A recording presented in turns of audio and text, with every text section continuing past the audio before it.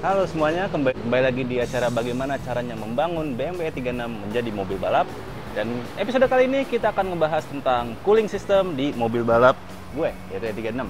Apa saja yang diperlukan dan bagaimana cara pemasangannya? Lanjut aja di video ini. Pada episode kemarin, kita sudah berhasil menaikkan mesin balap kita. Dan tentunya, mesin tersebut sudah di-upgrade untuk menaikkan performance yang tinggi. Kalau performance dinaikkan, otomatis stres dalam mesin akan bertambah. Maka dari itu, dibutuhkan cooling system yang bagus untuk membantu meredam panas akibat stres tersebut. Jadi untuk radiator kita menggantikan pakai punya aluminium dengan merek Koyorat. Kenapa sih ganti aluminium?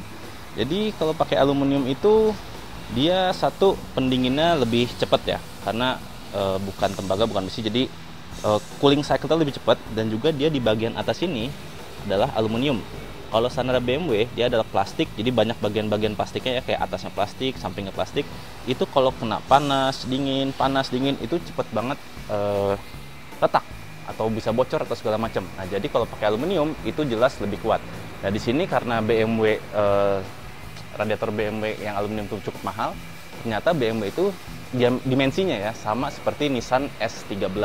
Jadi radiator yang gue pakai ini itu pakai punya Nissan Silvia S13. Tapi kita harus bikin bracket di bagian depan sini, bawahnya, karena pegangannya standar BMW itu cuma di atas dan di samping. Sedangkan kalau yang punya Nissan itu ada pegangan bawahnya. Jadi kita harus bikin bracket di bawahnya, tapi secara dimensi itu sama. Jadi lebar sama, tingginya sama, jadi no problem. Terus, selain radiator, gue juga akan menggunakan oil cooler. Nah, fungsinya adalah untuk mendinginkan oli yang akan masuk ke dalam mesin kita. Jadi ini oil cooler, kita pasang. Dan juga ada satu lagi cooler yang akan gue pasang sama seperti ini, yaitu fuel cooler atau buat pendingin bensin. Nah, kenapa sih harus pakai pendingin bensin? Jadi kalau bensin kalian panas, karena terutama untuk drifting ya, karena sering banget ngantri atau nunggu run berikutnya, itu bensinnya panas yang menyebabkan bensinnya itu suka menguap. Jadi kalau ada menguap itu bisa bikin vapor lock, jadi kayak kekunci gitulah. Terus performa juga turun karena efisiensi dari bensin tersebut sudah menurun karena kondisinya sudah panas. Jadi kita pasang satu lagi di bagian belakang untuk bensin. Untuk radiator sudah pasti di bagian depan sini ya kita akan pasang. Nah, tips buat teman-teman kalau mau pasang oil cooler itu sebisa mungkin jangan di samping sini atau di bagian sini atau mungkin di bawah. Nah, terutama untuk drifting. Kenapa? Apa sih tidak boleh pasang oil cooler di bagian dua sisi ini? Karena di drifting itu adalah konteks sport ya, atau olahraga yang sering banget senggol-senggolan, balapan yang sering banget senggol-senggolan. Nah, dua sisi ini ya, di sini dan juga di sini adalah bagian yang paling rawan kalau kita lagi close tandem atau lagi fighting dan segala macem, sering banget senggolan. Jadi kalau kena itu oil coolernya bisa bocor, patah dan lain-lain, itu sering banget kejadian. Jadi gue menghindari dua sisi ini. Dan juga buat teman-teman, kabel-kabel juga jangan terlalu di bagian luar fender. Misalkan di kolong fender segala macam, itu hindari juga, karena kalau kejepit bisa korslet. Terus jadi yang apa gue lakukan adalah gue akan pasang oil cooler di tengah sini. Jadi tidak terlalu bawah juga. Kalau terlalu bawah itu bisa kena kon. Jadi kalau misalkan kalian di track yang banyak konnya, itu sering nyelip, kelindas, itu bisa kena oil coolernya yang mengakibatkan patah, bocor dan lain-lain. Jadi itu gue hindarin juga. Jadi gue akan pasang di tengah, karena kalau gue nabrak ke bagian tengah itu udah otomatis gue fatal banget balapannya, dan gue mungkin lanjut kalau udah tengah ya. Tapi kalau misalkan di samping, misalkan gue lagi fight, kena dikit aja bisa patah, itu sayang banget, karena next run-nya itu pasti mobil kita nggak bisa diperbaikin dalam 5 menit. Jadi kenapa gue pasang di tengah. Ini adalah bracket bawah yang tadi gue bilang. Gue menggunakan plat L yang gue tekuk sesuai dengan dimensi E36, karena di E36 hanya ada bracket di atas dan juga di samping seperti ini. Jadi kita harus bikin bracket baru untuk radiator kita yang akan terpasang nanti. Untuk extra fan, kita menggunakan dari merek Suzuki Karimun. Kalian bisa lihat ini boxnya baru dibuka. Kenapa pakai ini? Karena tipe ini mempunyai dimensi yang tipis dan putaran angin yang cukup kuat. Tapi ada beberapa yang harus dirubah. Menyambungkan dua fan ini, kalian harus potong tengahnya itu sekitar 3 cm. Kalau enggak, itu terlalu lebar. Jadi kalian potong dan kalian las menjadi satu. Setelah itu, ada beberapa dudukan yang harus kita rubah juga. Contohnya, dudukan di bagian atas, seperti ini. Kalian potong dan las juga menyesuaikan dari radiatornya. Dan juga bagian bawahnya, agar kipas ini bisa terpasang di radiator yang baru ini. Saatnya kita tes fitting radiator baru ini. Pastikan kalian masangnya barengan dengan extra fan dan juga pastikan tidak ada bagian-bagian yang tertarik atau terkena bagian bodi yang dapat menyebabkan kerusakan pada radiator dan juga pada fan-nya.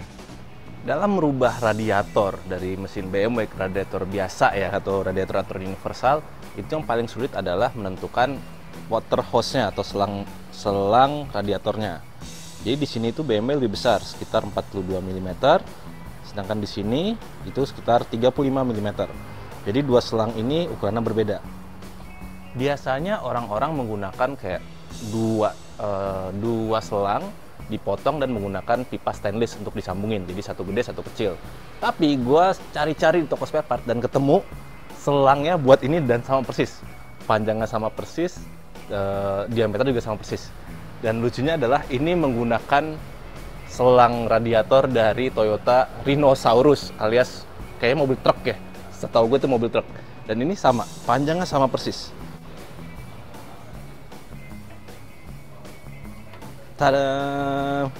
Sudah terpasang tanpa harus menggunakan sambungan. Jadi salah satu penghematan juga dan harganya sekitar 60.000 seingat gue dan murah banget. Itulah tujuan kita bangun mobil yang murah-murah. Dan untuk selang bagian bawahnya ternyata sama persis dengan Nissan RB25. Kebetulan gue dulu pakai Nissan RB25 dan gue ada spare. Gue cobain dan ternyata masuk. Jadi ini tips buat teman-teman. Tadi depannya pakai atasnya pakai punya Rhino dari mobil truk, bawahnya pakai punya Nissan. Nah, kita pasang lagi semuanya.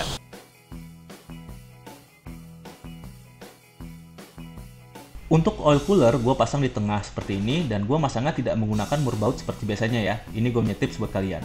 Biasanya teman-teman kalau mau pasang sesuatu di mobil itu pasti butuh baut dan butuh mur. Nah ini buat gue sih agak terlalu kompleks ya, karena kalau misalkan kita pasang kayak di lantai kayak gitu, berarti kan bautnya di atas, murnya di bawah lantai. Itu bukanya harus 2 orang atau masangnya harus 2 orang. Belum lagi kalau kita di trek buru-buru murnya jatuh, kita harus cari lagi murnya di antara rumputan dan juga kotoran-kotoran yang di bawahnya lah. Nah ini gue punya solusi buat kalian, ada namanya RevNut kayak gini. Jadi dia kayak mur yang bisa ditanam di dalam media yang kita mau. Nggak perlu alat-alat yang canggih untuk masang ini, cukup ya beberapa ring dan kunci-kunci 10 lah ya. Ini gue kasih tahu cara masangnya cukup mudah dan gampang. Yang pertama, kita harus siapkan mur dan juga baut 10 seperti ini, atau sesuai dengan drat RevNut kalian. Yang panjang, lalu beberapa ring kita masuk untuk ganjelin. Cari yang lebar dan ukurannya pas dengan murnya juga, agar tidak jeblos ke bawah-bawah. Lalu kita pasang semuanya, sampai dratnya itu kira-kira tercover lah semuanya. Dan setelah semuanya sudah terpasang, kita kencangkan murnya dan juga tahan baut 10-nya agar nanti RevNut-nya bisa mengembang pada bagian bawahnya dan dia menjepit dengan media yang sudah kita pasangkan. Hasilnya akan jadi seperti ini. Lihat, RevNut-nya dia mengembang pada bagian bawah sehingga dratnya tidak dapat berputar lagi dan kalian sudah tidak memerlukan mur baut seperti biasanya. Bisa langsung kencengin. Nah ini kita harus bikin bracket atasnya juga. Karena BMW nggak ada, ini kita bikin sendiri. Nanti kita pilok sah, pakai plat sekitar 3 mili. Tekuk. Terus di sini oil cooler juga sudah terpasang. Dan bagian bawah ini adalah bracket untuk radiator. Nah ini tidak ada di BMW, kita harus bikin sendiri. Jadi gue pakai plat siku, gue tinggal las aja, paling ujung ke ujung, biar paling semepet mungkin. Biar ininya masuk, motor fan-nya masuk. Karena kalau tidak dimajuin, itu akan mentok dengan puli. Ini harus hati-hati. Jadi buat kalian yang kalau mau merubah mesin BMW menggunakan radiator yang lain, itu pastikan masangnya pada saat motor fan atau cooling fan lah ya, itu bisa masuk tanpa mengganggu kinerja mesin dan juga kalian ngerjainnya juga lebih enak karena ada ruangan untuk kita bisa tangan kita masuk untuk buka-buka sesuatu. Itu harus diperhatikan.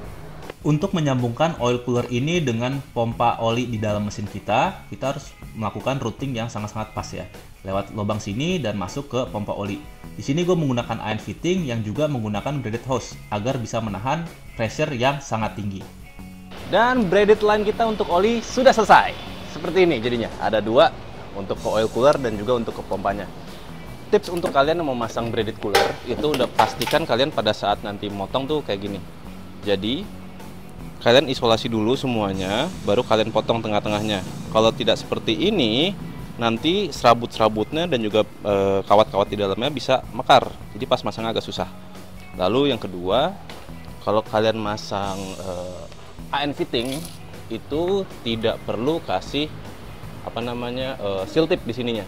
Karena bentuk dari permukaan ini dengan fitting dalamnya itu sudah sama. Jadi kalau kalian pasang seal tip itu satu bisa malah bikin bocor, kedua seal tipnya bisa masuk ke dalam, jadi muter di oil system kita itu sangat bahaya. Yang perlu diperhatikan dalam memasang braided hose adalah jangan terlalu nekuk dan juga jangan terkena gesekan dari bodi mobil kalian. Karena gesekan tersebut lama-kelamaan dapat menyebabkan kebocoran dari selangnya.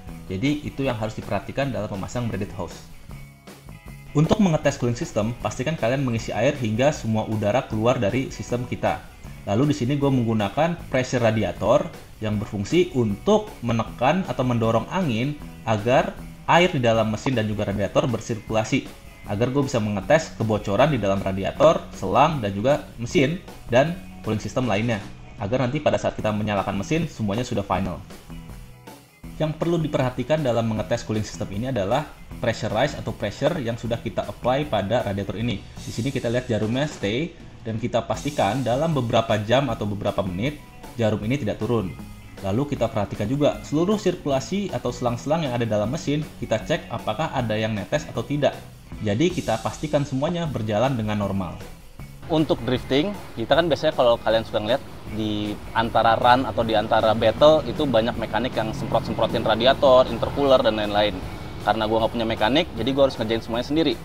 Dan di sini gue pakai semprotan untuk tanaman. Ini gue beli di e-commerce, itu harga sekitar 250 ribuan dan biasa dipakai buat semprotan tanaman, terus semprotan untuk dispenser yang kalau ngambil dari keran langsung itu ada juga. Kalian tinggal cari aja nih barangnya di e-commerce. Nanti fungsinya dia akan jadi kayak pompa yang mompa air ke radiator dan juga gue tembak ke fuel cooler gue untuk dinginin bensin. Jadi gue tinggal pencet, semuanya udah nembak. Nggak perlu ada mekanik lagi karena mekanik itu mahal. Buat teman-teman mekanik semangat terus. Nah, jadi dari sini nanti kita akan ada selang PU. Ada T di sini, satu ke belakang, satu ke depan untuk radiator, dan di sini cuma ada 2 kabel plus minus. Kita akan aktifin juga pakai PDM, dan seharusnya ini lebih mudah dan lebih murah. Ini selangnya, tinggal kita ukur aja ke depan dan ke belakangnya dan masuknya. Terus nanti ada washer yang ke depan sini. Gua akan taruh di sini. Dia akan nembak oil cooler bisa juga dan juga radiator sekalian. Jadi dia ada nozzle-nozzlenya. Kalian tinggal atur aja.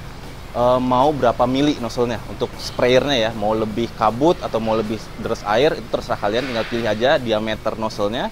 Dan yang serunya adalah kalau pompa ini harus ada tangkinya. Orang-orang tuh bisa pakai tangki kayak jirigen atau dan lain itu jelek ya bentuknya ya. Gue nemuin cukup lumayan buat minuman air. 15.000. Jadi gue akan pasang ini di sini sebelah dengan motor dan ininya gue lubangin. Kalau kalian bisa lihat ini lubangnya untuk nanti pengambilan airnya. Jadi biasanya buat arisan minuman gue pakai buat dinginin mobil gue. Ini yang tadi gue bilang nozzle-nya. Nah ini jadi nanti akan nyambung ke pompa kita pakai selang PU tadi. Ada 2 model T seperti ini, satu ada juga yang modelnya L seperti ini. Ini biasanya kalau buat yang single shot atau tidak ada sambungan. Kalau yang T ini kalian bisa nyambung-nyambung seberapa banyak yang kalian mau. Terus gue akan naruhnya itu di daerah dudukan bumper sini. Tapi gue nggak mau terlalu kelihatan, kan biasanya jadi kelihatan jelek ya, nggak rapih. Gue akan naruhnya di dalam dudukan bumper sini. Jadi di bawah sini itu udah ada, nggak kelihatan nggak sih? Ya di sinilah. Jadi gue akan naruh di dalam sini dan kelihatan rapi dan bisa langsung nembak ke oil cooler dan juga ke radiator gue. Biar selalu biar selalu adem dan tentram hidup gua. Nozzle-nya sudah terpasang semua. Nih, gua kasih lihat bentukannya. Jadi gua pasang itu di dalam bumper seperti ini. Gua pakai insulok juga. Biar harusnya sih pakai baut ya. Cuman karena ini drifting sering banyak tabrakan dan segala macam, jadi gua pakai insulok dan kalau kenapa-napa gua tinggal gunting dan pasangnya tinggal pakai ikat lagi. Jadi lebih cepat dibanding gua harus pakai skrup atau pakai baut-baut. Dan sekarang kita akan mulai tes apakah nozzle ini berfungsi atau tidak. Untuk mengetes pompa ini, gue langsung menggunakan aki dan gue jumper. Di sini gue mengecek apakah ada kebocoran dari tangki, pompa, dan juga selang ke depan. Jadi gue cek bagian dalam dulu agar tidak ada kebocoran. Lalu gue cek di bagian depan apakah sudah melakukan semprotan atau belum. Dan ternyata sudah dilakukan semprotan. Nah ini gue tinggal aktivasi menggunakan PDM, bisa menggunakan tombol, atau dia akan otomatis hidup pada saat temperatur yang sudah gue tentukan dalam PDM. Finally, cooling system kita sudah selesai semuanya. Kita udah cek tidak ada kebocoran, kita cek juga pressurized dari kita cek, oil cooler udah kita cek juga. Dan buat teman-teman, kalau pasang oil cooler, pastikan kalian mengisi dulu oil coolernya yang di tabungnya ini dulu, baru kalian ngisi yang di mesinnya. Jangan sampai nanti pada saat kalian nyalain mesinnya, di oil coolernya kosong. Itu sangat bahaya sekali, karena kerusakan mesin itu paling sering terjadi pada saat start awal mobil dinyalakan. Jadi itulah yang paling penting pada saat kalian masang oil cooler. Sampai di sini dulu episode kita, dan jangan lupa kalau ada like, comment, subscribe, boleh juga ngebantu channel ini biar gue makin semangat juga. Dan jangan kemana-mana, tetap tunggu episode berikutnya. Oke, bye-bye.